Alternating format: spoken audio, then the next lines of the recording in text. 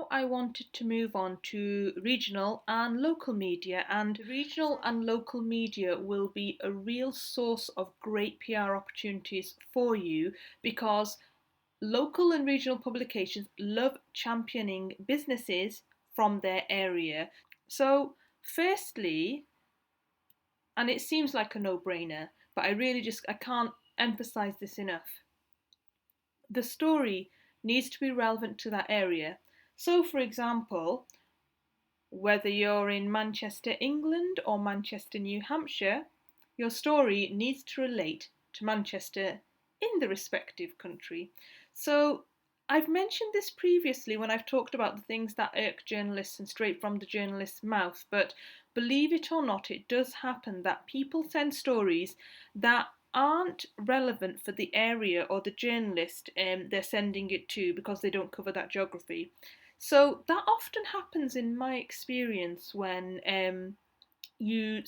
somebody sends a story and they blind copy the world in, so it's a blanket story that they've sent to everybody, and that's the reason why it goes to often the wrong inboxes because the person they've sent it to, it's totally not their relevant area. So that's why it's even more important to spend care and attention making sure that you're targeting appropriately and specifically to the person, to the right, basically, journalist for that area.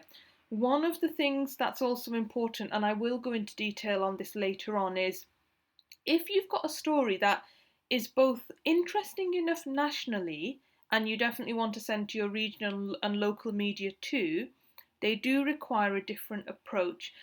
So when you're writing a press release, you'll emphasise front and centre and in the subject line of the email that it's a Manchester based story, for example. So it'll be Manchester business does X, whatever the story is.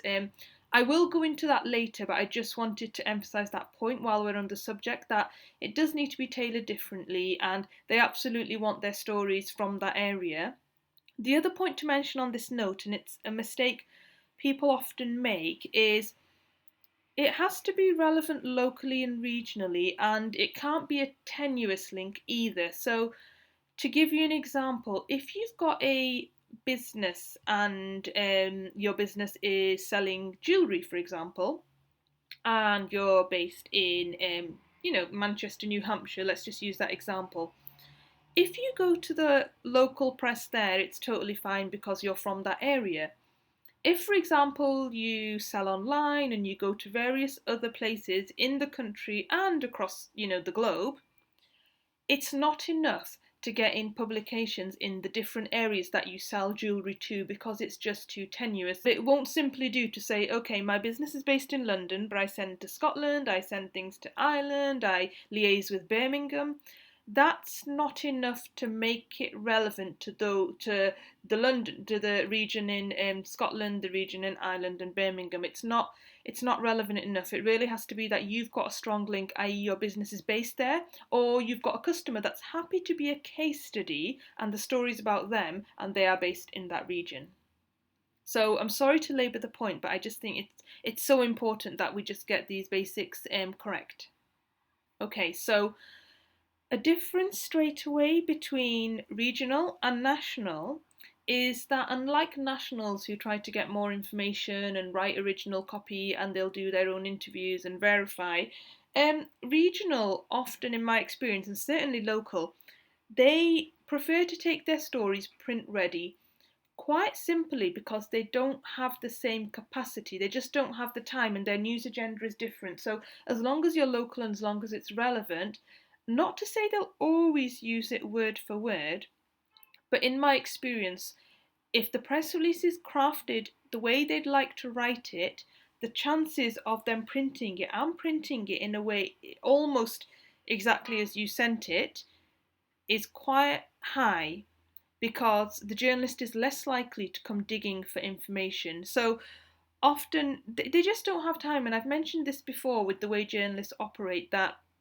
quite often they tend to be, chained to their desks. They don't have the time to go out and about and, go into detail in all these stories.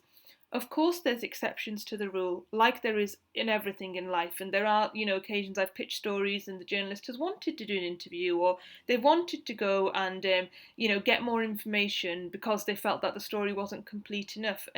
But generally, when you're writing, which is what we're going to go into very shortly about how to get your pitches right, it's worth bearing in mind that they really do want things print ready. So if you can send them a press release rather than a few bullet points, you've got it just makes their job a little bit easier and you've got more chance of getting their attention.